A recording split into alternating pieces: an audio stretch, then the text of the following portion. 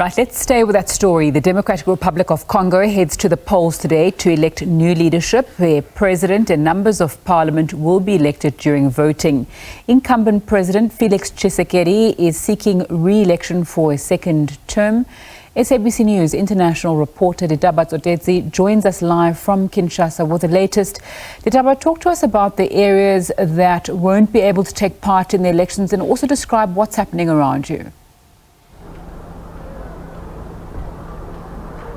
Well, Nzinga, what is happening now is that voting is still underway here in the DRC. We are in the Kinshasa, the capital city of DRC. As you can see behind me, people are still queuing. They want to force their way in. This shows how people want to or are eager to vote in these elections. They want to elect a new president, new members of parliament. As we speak, the defense minister, Jean-Pierre Pemba, has just entered this polling station here. This is where he is going to vote. After this, we will go to where the president is going to vote. But these elections comes amid the tension that is brewing in the east part of the country, where the rebels are controlling that part of the area. The Electoral Commission has also confirmed that they were not able to attend the eligible voters in that area. They did not go to that area to assist people to be able to register. Voter registration did not take place in that part of the country because of the tension that is still brewing. As you have heard from the package of our international news editor, Mesofi Mukwena, that there is a tension in this region.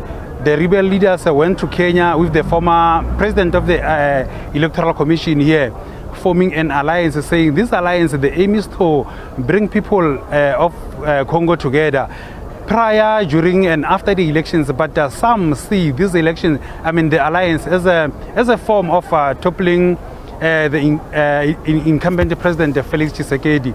But the tension in the eastern part of the country has affected these elections because many people are not able to vote today or to cast their vote to be able to elect their new leadership. Mm-hmm.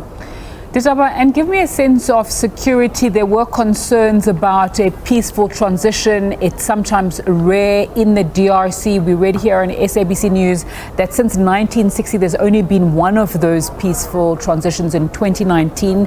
I stand to be corrected on that. Tell me about security on the ground and the people that you've been speaking to and what they say about that.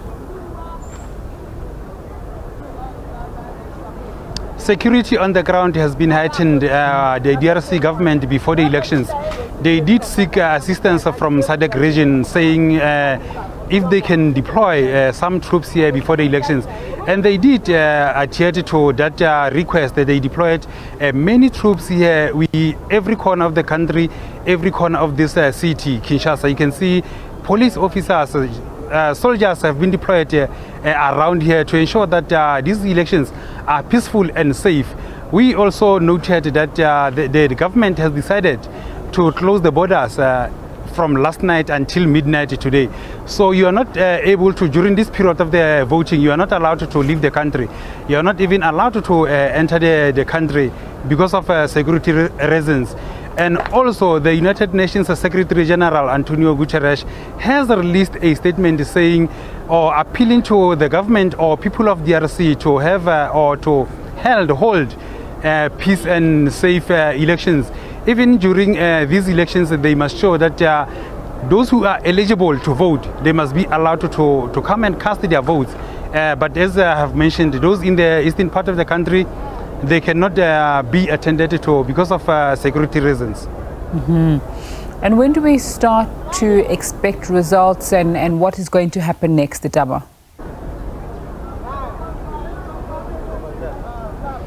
44 million people have registered to vote in these elections. So the Electoral Commission told us that the results will take long to be released, maybe 10, 11 days.